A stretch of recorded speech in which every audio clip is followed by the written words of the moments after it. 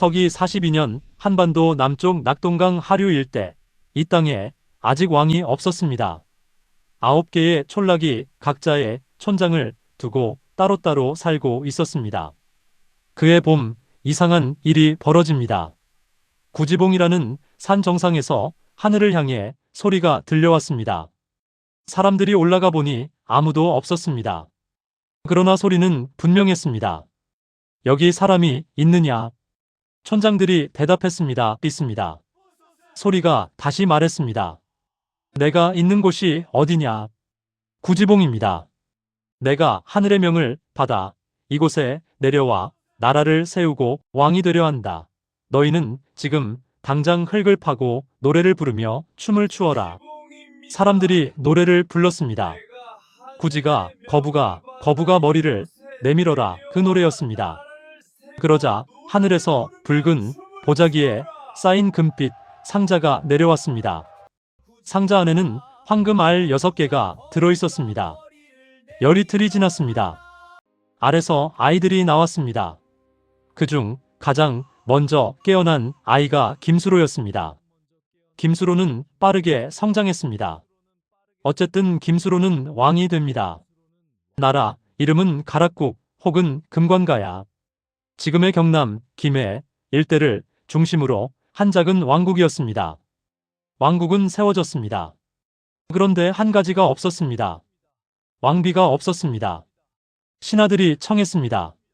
대왕마마 배필을 정하시옵소서. 나라의 여인들 중에서 고르시면 어떻겠습니까? 그러나 김수로는 거절했습니다. 내가 여기 있는 것은 하늘의 뜻이다. 왕비 역시 하늘이 보내줄 것이다. 그대들은 걱정하지 마라. 신하들은 어리둥절했습니다. 하늘이 왕비를 보내준다는 것이 무슨 말인지 알 수 없었습니다. 그러나 왕은 기다렸습니다. 매일 아침 바다를 바라보며 기다렸습니다. 인도, 아유타국, 지금의 인도 북부, 겐지스, 강 유역 어딘가에 있었다고 전해지는 왕국입니다.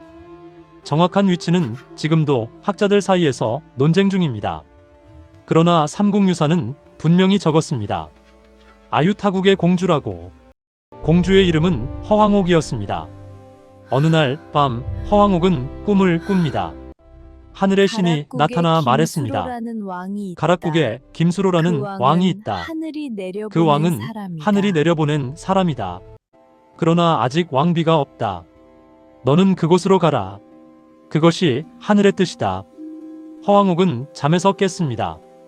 꿈이었지만 꿈이 아닌 것 같았습니다. 너무 선명했고 너무 또렷했습니다. 그녀는 부모에게 꿈 이야기를 했습니다. 왕과 왕비는 당황했습니다. 가락국이 어디 있는지도 몰랐습니다. 그 먼 곳으로 딸을 보내야 한다는 것이 두렵고 슬펐습니다.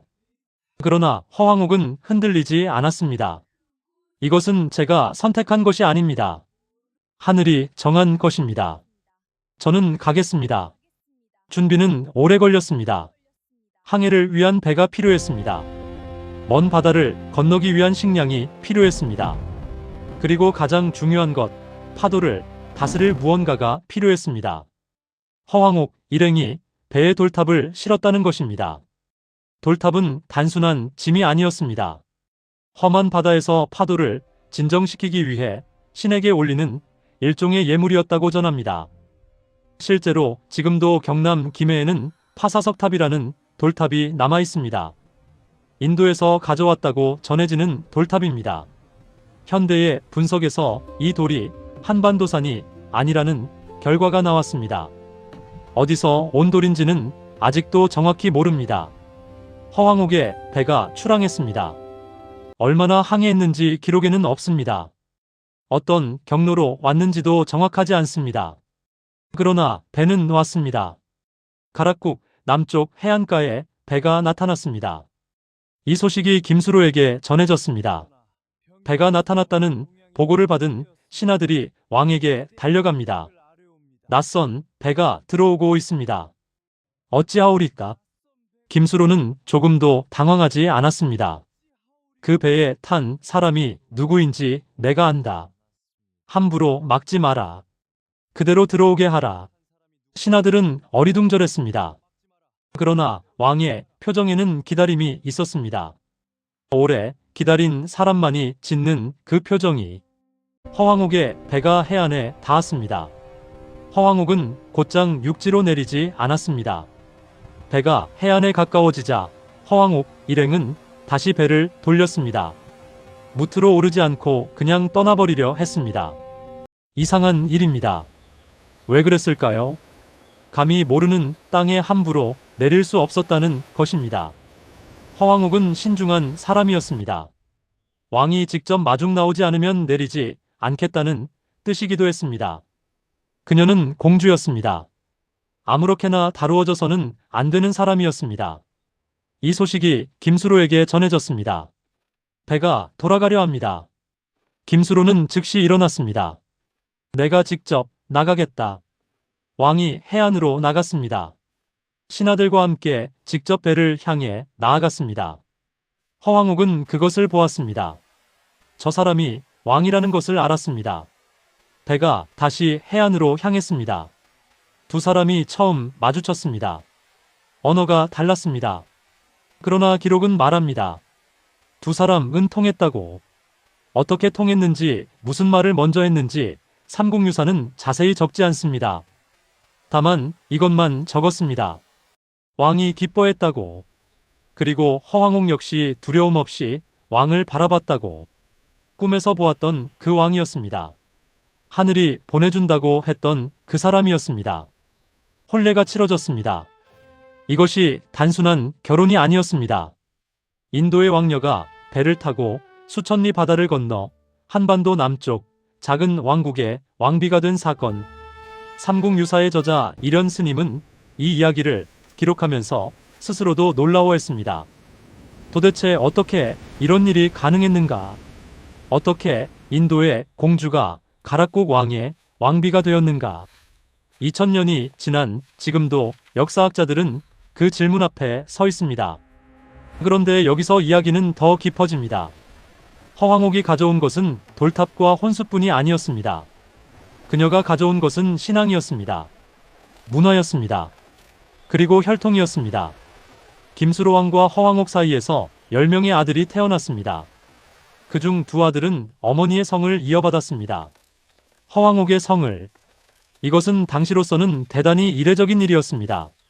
아버지의 성을 따르는 것이 원칙이었던 시대에 두 아들이 어머니의 성을 받았습니다. 이 두 아들에게서 이어진 혈통이 지금도 살아있습니다. 수백만 명이 그 후손입니다. 2000년 전 인도에서 배를 타고 온 한 여인의 혈통이 지금 이 땅에 살아 흐르고 있습니다. 김수로 왕은 158세까지 살았다고 삼국유사는 기록합니다. 허황옥은 157세까지 살았다고 적습니다. 물론 그대로 믿기는 어렵습니다. 그러나 이 숫자가 말하는 것이 있습니다. 두 사람이 함께 오래오래 살았다는 것, 함께 나라를 이끌었다는 것, 그리고 둘 중 하나가 먼저 죽은 뒤에도 나머지 한 사람이 그 자리를 지켰다는 것. 허황옥이 죽자 김수로 왕은 10년을 더 살다 세상을 떠났습니다. 그 10년이 얼마나 긴 시간이었을지. 지금 경남 김해에는 수로왕릉과 허황후릉이 나란히 있습니다. 2000년 전 두 사람이 묻힌 자리라고 전해지는 곳입니다. 관광지가 되어버린 고분이지만 그 앞에 서면 무언가를 느끼게 됩니다. 다른 세계에서 왔던 두 사람이 이 땅에서 만나 함께 살다가 같은 땅에 나란히 누웠다는 것. 그것은 신화가 아닙니다. 적어도 그 감각만큼은. 인도의 공주는 바다가 두렵지 않았을까요? 수천 리 낯선 항해가 무섭지 않았을까요? 아무도 모르는 땅에 내리는 것이 떨리지 않았을까요? 분명 두려웠을 겁니다. 분명 무서웠을 겁니다. 그러나 그녀는 떠났습니다. 꿈 하나를 믿고 본 적 없는 왕을 향해 돌아올 수 없는 배에 올랐습니다. 역사 기록이 아니라 한 사람의 결단. 왕족의 신분을 버리고 익숙한 언어를 버리고 알던 신을 들고서 전혀 모르는 세상으로 건너온 여자. 그 여자의 이름이 허황옥입니다. 감사합니다. 늘상 건강하세요. 좋은 시간 되시고요.